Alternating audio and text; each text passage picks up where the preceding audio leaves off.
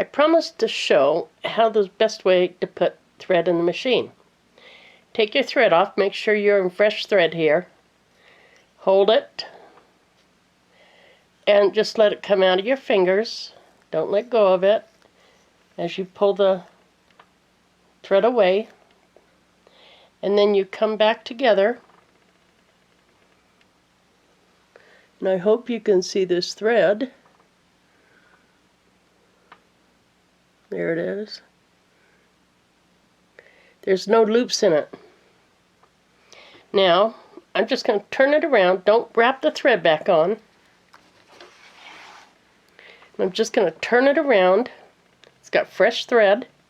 I'm going to hold it again, and I'm going to pull the thread off. Don't let it slip through either hand. And now, do you see that thread twisting? There's a big loop. See how it is twisted? All the way up. That means if you set this thread like this on your machine, sorry, but I gotta, on your machine here, that it's gonna knot. Do you see that knot still? It means that's not the way to put it on your machine. You got to put it on the other way, that it did not knot. And what I do, since I put thread on like this, I put ink or something. You can see I've marked that with the magic marker, that blue line in there. That means that thread always, that base always goes to the right side of the machine. Just like this. Let me pull it out of here. There's nothing written on that side, but there's ink written there. Can you see it?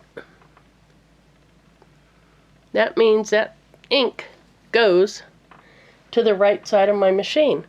That's the way I remember it. So when I pull out thread to use, I don't have to test everything and rolling this back up.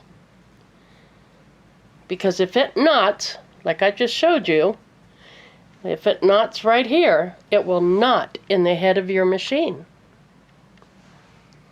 So, my threads all have markings on them. And I know that goes to the right side of my machine. You know, there's some things in the books that say that you put your thread on like that, with the thread coming off the bottom onto the machine. Don't do it. Always test your thread smarts. If you're sewing something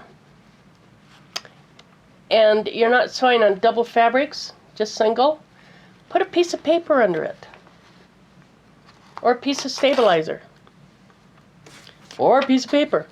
It doesn't matter. Just don't sew it on a plain, because it will bungle up in your machine. But that's it. I'll see if I can remember any other tricks.